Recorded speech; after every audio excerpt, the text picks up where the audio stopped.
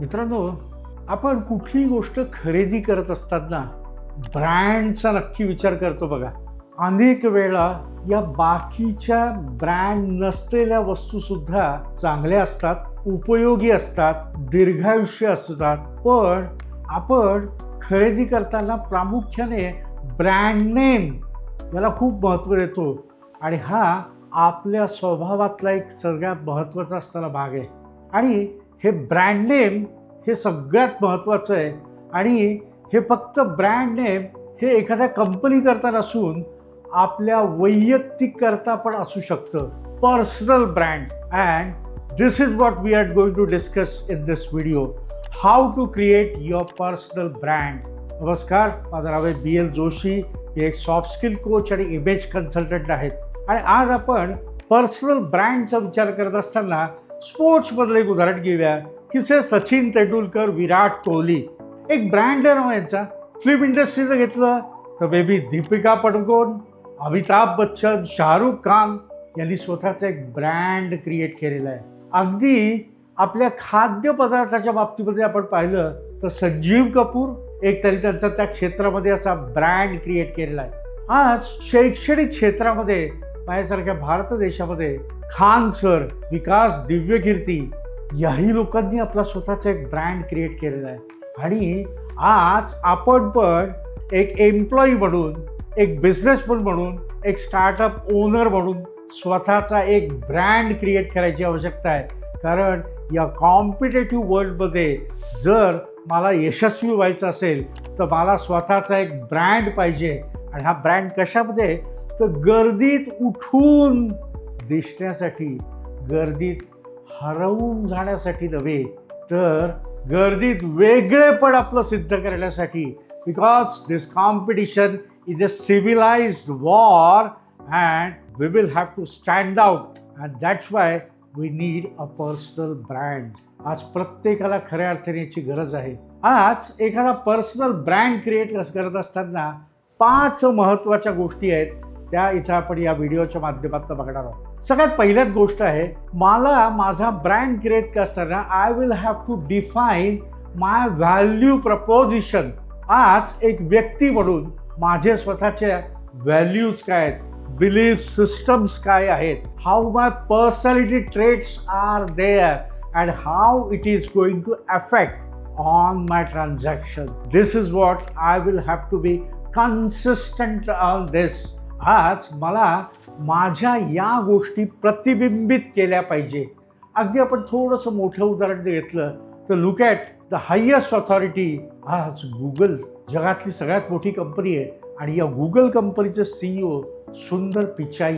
त्यांच्याकडे पाहिल्यानंतर आज टेक्निकल वर्ल्डमधल्या, टेक्निकल स्पेसमधल्या he is known as a innovator. आज he knows that he will all the time bring out innovation, creativity, and that is why he is created as a brand. हा झाला पहिला भाग. दुसरा त्यातला भाग आहे, I will have to identify my audience. आज माझा स्वतःचा वैयक्तिक एक ब्रँड असताना मी कोणाला ॲड्रेस करतोय? माझे ग्राहक कोण आहेत? मग ते एम्प्लॉईज आहेत, बिझनेसमन आहेत, ते स्टार्टअप ओनर आहेत, त्या SMEs आहेत, ऑर दे आर कॉर्पोरेट. मी कोणाला ॲड्रेस करतोय, माझे ऑडियन्स कोण आहे, हाही एक त्यातला सगळ्यात महत्त्वाचा असलेला भाग आहे. आणि याच्यामध्ये founder of Virgin group Richard Branson यांचा इथं प्रामुख्याने उल्लेख करण्याचा आवश्यक समजतो की he knows it very well to whom he is addressing आणि त्यांचे ऑडियन्स कोण आहे आणि त्यांचा ॲड्रेस हा त्या पर्सनल ब्रँड हा कोणाला अट्रॅक्ट करतोय. He is very precise about this. तिसरा त्यातला महत्त्वाचा भाग आहे की शो युअर एक्सपर्टाईज. आज तुम्ही कुठल्या बाबतीत तज्ज्ञ आहात, तुमचे स्किल्स काय, तुमच्या कॉम्पिटन्सीज काय, what is it which are giving you a age on the others. हा एक कायम प्रतिबिंबित झालेला भाग असायला पाहिजे माझ्या ब्रँडिंगमध्ये किंवा माझ्या ब्रँडमध्ये. आपण अनेक उदाहरण बघतो. त्यातलं जर फेसबुकचे जे CEO आहेत, Sheryl Sandberg, all the time they will project, she will project that she has got expertise. She will all the time come out with something new, something unconventional. Her skills and competency, her experience will be all the time reflected on whatsoever things she does.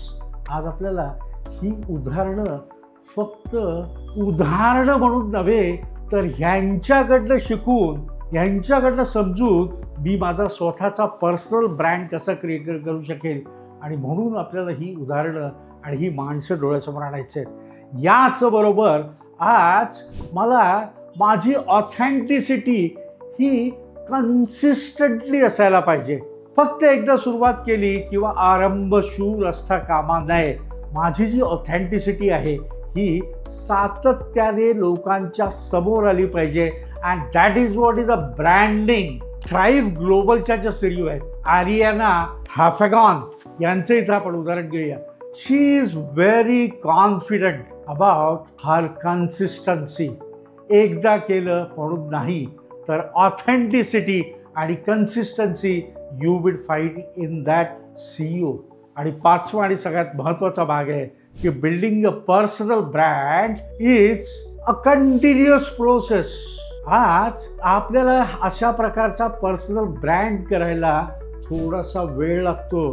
It's not a one time job. याच्यामध्ये consistently आपल्याला efforts करावे लागतात. Consistently आपल्याला research करावा लागतो.